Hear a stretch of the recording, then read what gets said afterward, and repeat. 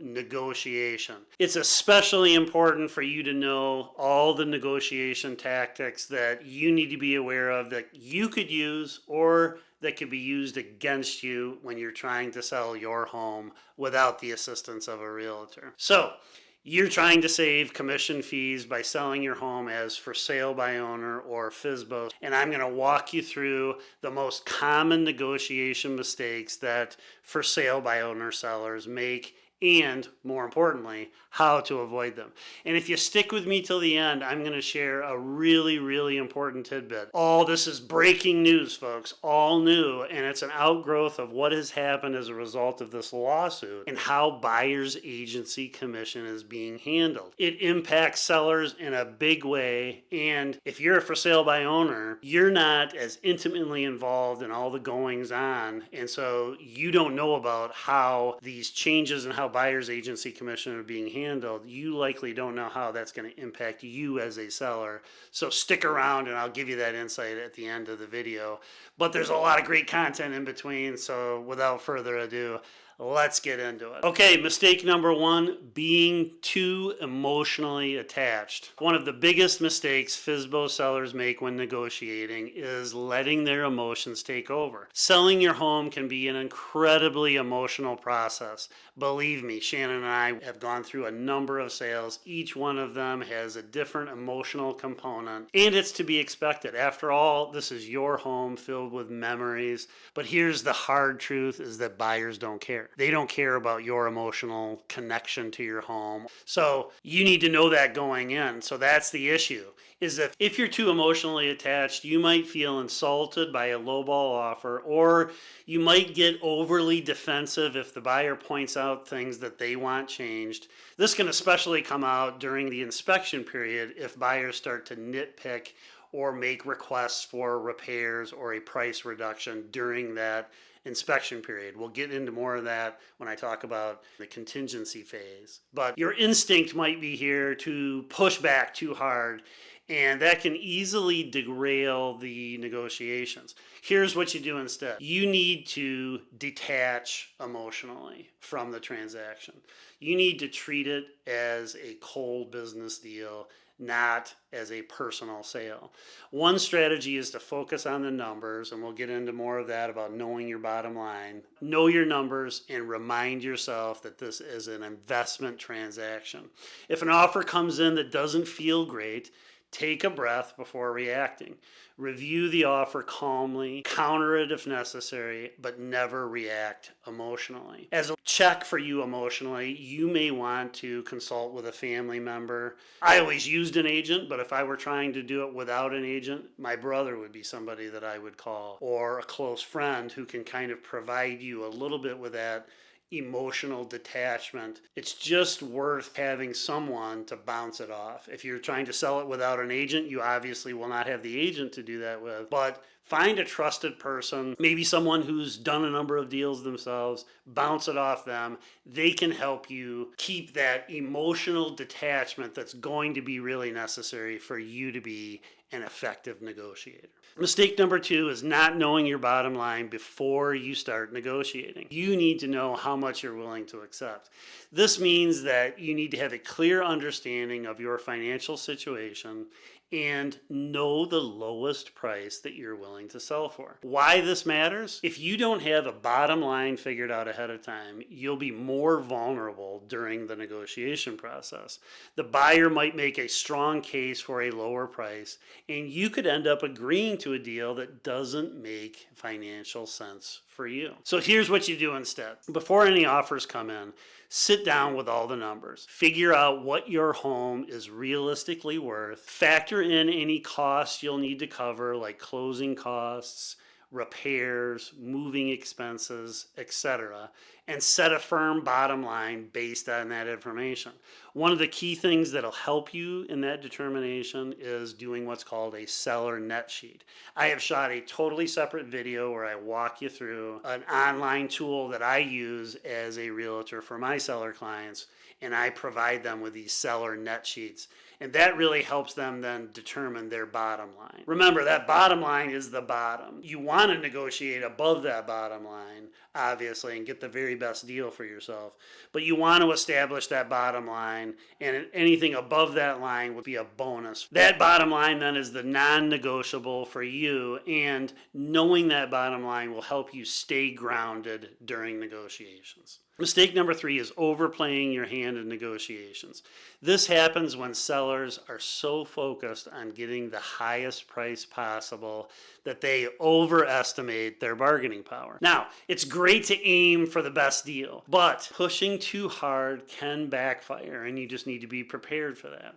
Here's what I mean. You might think, I'll start with a super high asking price and work my way down, or I'll never agree to any of the buyer's requests. The problem with this is that buyers might feel discouraged, or even worse, walk away from the deal. Especially if your home has been on the market a while. Remember, days on the market are killers for sellers. Whenever I have buyer clients, the first question I'm often asked is, how long has this been on the market? That is their first window into how the negotiation will go. And there's just this built-in thing in a buyer's mind that the longer it's sat on the market, the more malleable, the more negotiable the price is. So remember that, days on the market, that is a huge factor in negotiations. The longer that your home has been on the market, then that impacts you being too rigid in your negotiations. It can send the wrong message to buyers that you're not serious or that they're wasting their time. Here's what you can do instead. You have to strike a balance between standing firm on your must-haves and being open to reasonable compromises. For example, let's say that the buyer asks for a repair after a home inspection. Rather than just outright refusing, you could offer to split the cost or provide a credit at closing. This keeps the negotiation going while still protecting your interests. And remember, it's not just about the price. You can negotiate things like closing dates, repairs, contingencies, and even appliances. So while the price may not move much, you can make concessions elsewhere. And this is a key in negotiations, by the way. Things that may not be very important to you, but you get a sense that they are very important to the buyer, you can get things in exchange for those. The buyer doesn't know that they're unimportant to you. So why just give them away? Get something in exchange. So that's where communication is very important during the negotiation process, of really seeking first to understand as one of the 7 habits of highly effective negotiators. It's really from Covey's book, The 7 Habits of Highly Effective People. But it is a key in negotiations. Seek first to understand the buyer's perspective, and that will help you in your negotiations. Another key thing to keep in mind when it comes to negotiations is how sellers' disclosures impact that. And this comes up during negotiations. I'll cover that when we get to the contingency part. You're going to want to be mindful if you've gotten that far in the process and the buyer is essentially reopening negotiations after inspections. You're going to have to be mindful of your lawful duties under the Seller's Disclosure Act. Mistake number 4, not being prepared to walk away. Another big mistake is not being ready to walk away from the transaction. Negotiations can be very, very stressful. And it's easy to feel like you want to accept an offer just because it's the only one on the table at the time. And remember, this goes into the pricing strategy of your home. That's really your first step into the negotiation process before you're actively negotiating with a prospective buyer. Setting the stage for that negotiation is key with how you price your home and the pricing strategy that you have in mind. If you want to delve more into what I mean by a pricing strategy and how that pricing strategy will really influence your future negotiations, you want to check out my video that I shot on setting a price for your home and developing that pricing strategy.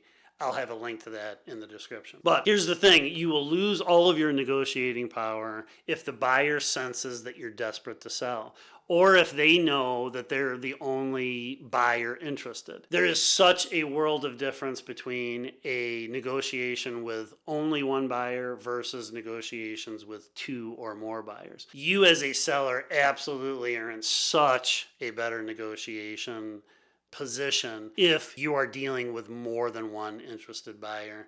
So be careful if you're really only dealing with one buyer. They can feel like they get the upper hand, and that could lead them to be pushing for more and more concessions and a lower and lower price. Here's what you can do instead. Always be willing to walk away from a deal that doesn't work for you. And this is where knowing your bottom line really comes in handy. If an offer falls below that number, or comes with too many strings attached, too many contingencies that you just don't like, don't hesitate to say no. Walking away is a powerful negotiation strategy, and it shows the buyer that you're serious about getting a fair deal. Mistake number 5 is mishandling counteroffers. Mishandling counteroffers is another common mistake that sellers make when trying to sell their home without the assistance of a realtor.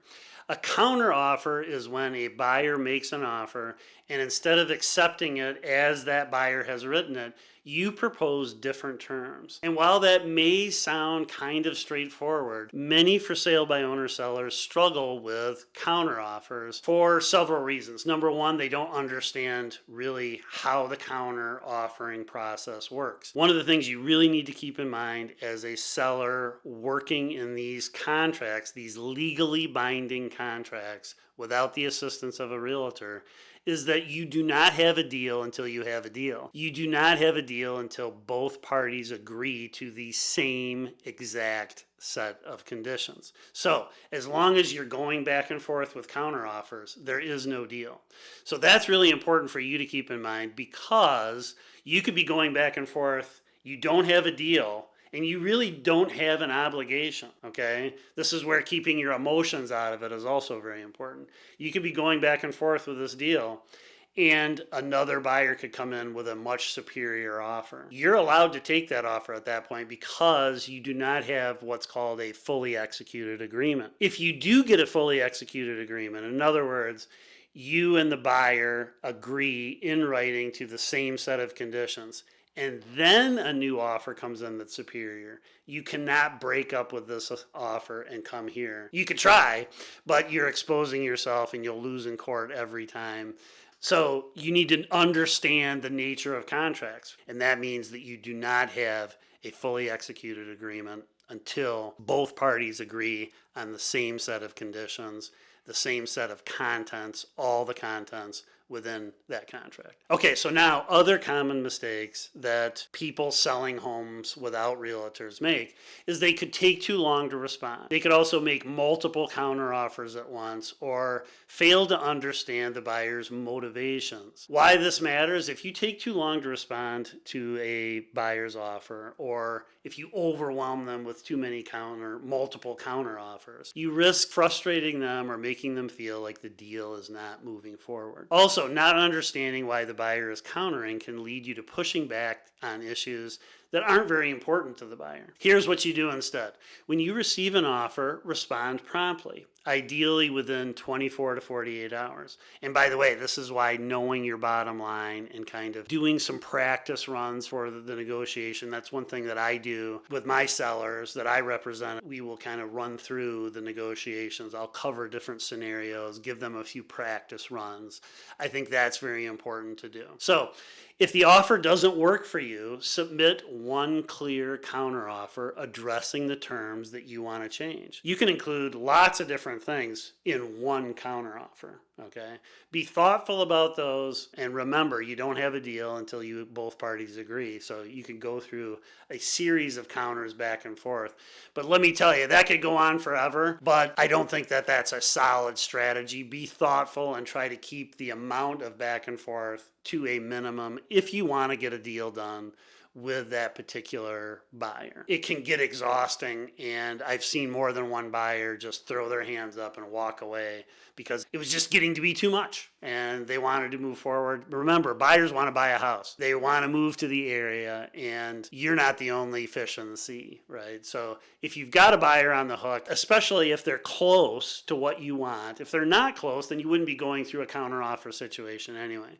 But if you're close, it's usually worth the effort to keep them engaged in a back and forth and try to reach an agreement. The other thing is, before you counter, try to understand why the buyer is making certain requests.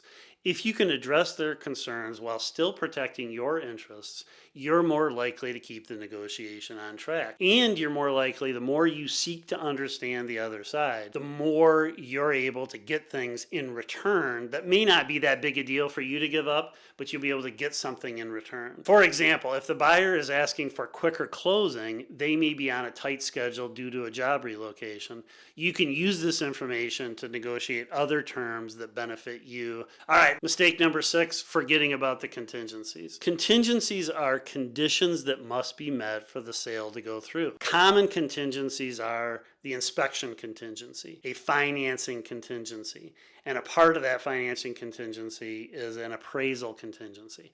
Now, if it's a cash sale, then typically an appraisal is not necessary. One thing to really be careful of as a for sale by owner seller is making sure if a mortgage is going to be involved and that buyer has a pre-approval from a lender, you're going to want to understand just what is going on there.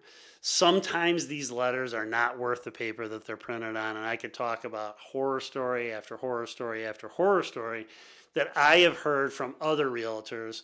I haven't experienced it myself because when I'm representing a seller, one of the things that I'm doing is I'm calling that lender, that loan officer, whoever's originating that loan on behalf of the buyer, and I'm really interviewing them to get deep understanding of how qualified they are as a buyer. Some of these loan officers, they're just spitting out these pre-approval letters, and they really haven't done their own due diligence to determine just how qualified that buyer is. And believe me, you don't want to be under contract with a buyer who really cannot perform in the end. They won't be able to get financing, and you've lost out on other potential buyers out there that would have paid you as much or more for your property. So keep that in mind when we're talking about contingencies. For sale by owner sellers often focus so much on price that they forget about these contingencies, and these contingencies can derail the sale if they are not handled properly. Here's what you do instead. Always factor contingencies into the negotiation process.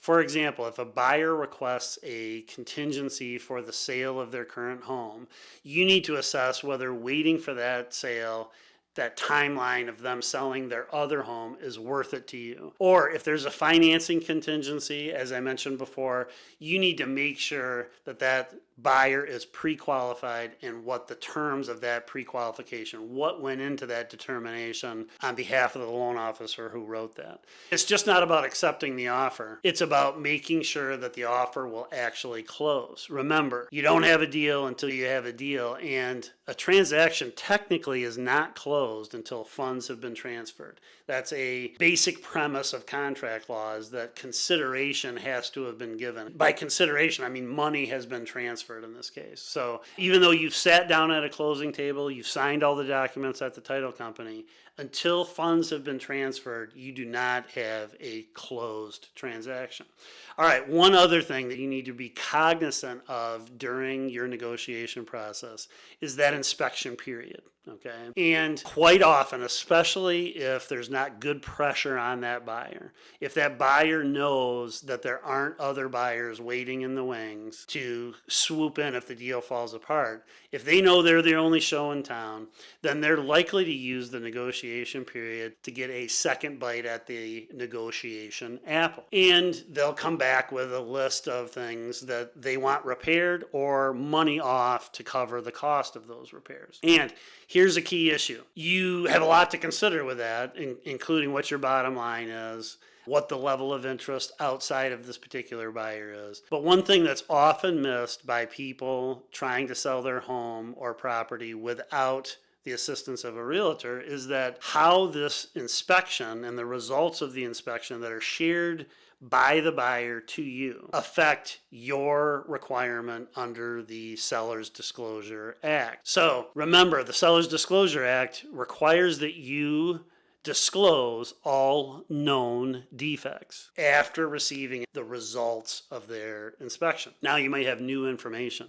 You know additional things that maybe you didn't know before. So that's going to affect what you do in the future. And this really has an impact on your negotiations, because if they come back with a series of defects and they're still interested in buying the home, they just want money off or they want these items fixed. Remember, if this deal falls apart, you now have a new obligation to disclose those defects that were found during that inspection period. So you need to keep that in mind. If you were to not disclose that new information that was discovered by that buyer, now you are liable under the Michigan Sellers Disclosure Act. All right, let's get into the changes in buyer's agency. What you as a for sale by owner seller need to understand how these changes in buyer's agency are going to impact you and how key that is in the negotiation, okay? So now here's what's changed. Buyer's agents now are required. They are required to have an upfront conversation with their buyers and have an agreement in place. And in that agreement, it stipulates how much that buyer is going to compensate that buyer's agent. So in other words, if I'm working with a buyer, it's now required before I can show them any property, whether it's vacant land or a home, whatever. Before I show them the property, I'm required to sit down with them and have a buyer's agency agreement in place. Here are the services that I'm going to provide, and in exchange for that, I'm going to receive X compensation. So that conversation will already have taken place with the buyer's agents that are calling you as a for sale by owner seller. And so they're going to ask you, what, if any, buyer's agent compensation are you offering? And if you right up front say 3% or 2.5%, etc., you could be giving away tens of thousands of dollars. And now, why do I say that? Well, because it could be that they've, in that sit down that they had with their buyer where they signed that buyer's agency agreement, they agreed to 1%. And you're offering 3%. So you're just giving away 2%. And if I know most for sale by owner sellers, the reason you're selling it on your own is because you're very concerned about the amount of commission that you're going to pay someone to represent you. See, that's the biggest difference here, is in this case, you'd be paying a buyer's agent commission, and you're paying that buyer's agent to negotiate against you. Just let that sink in for a second. You're paying the opposition. So that's something you need to think about. Are you comfortable, if you were in a court battle, you don't want to be paying your opposition's legal fees. And in this case, that's kind of what you'll be doing if you're offering a buyer's agent commission. Do you really want to be giving away 1, 2, 3%? So here's what you do instead, is that instead of just coming right out and saying, yes, I'm offering X, you can just say something like, it'll come down to the totality of the offer, the price, terms, and conditions, and what I will net as a seller. And so you can just have that agent put their compensation into the purchase agreement or the buy-sell agreement.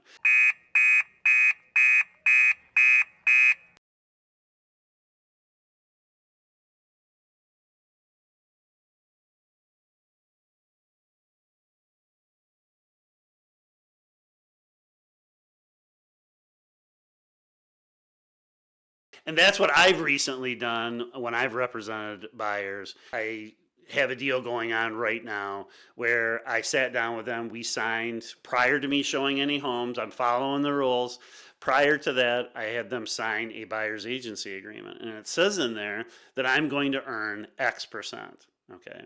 And we had a conversation, and I said, I'm going to use my negotiation skills on your behalf, and we're going to have the seller pay that X percent. You won't have to pay that directly out of your pocket. It will be included in the price of the sale of the home. By the way, do not insert yourself into a contract between two other people. Okay. You don't have a right, and you really don't want to get in the legal mumbo jumbo of asking them what they've agreed to already. Instead, just say something along the lines, like I said before, of it'll all come down to the bottom line. It'll all come down to what the total dollar figure, the amount that I will net at the conclusion of the sale, and the conditions that are involved in the contract. And so feel free, buyer's agent, to include whatever compensation you are seeking in your offer to purchase.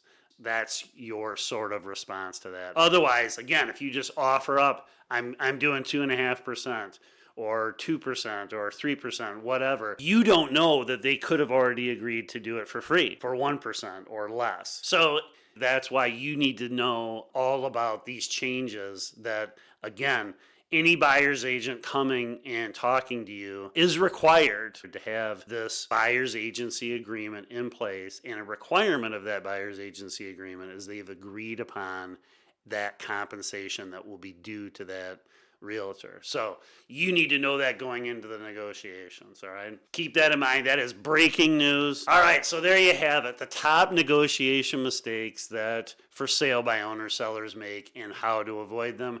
If you're planning to sell your home on your own, negotiation is one of the most critical parts of the process. Remember, being prepared, staying calm and emotionally detached, knowing your bottom line, knowing how this new breaking news, how buyer's agency is being handled, knowing all of these things can help you avoid very, very costly mistakes and put more money into your pocket, which is what this is all about, right?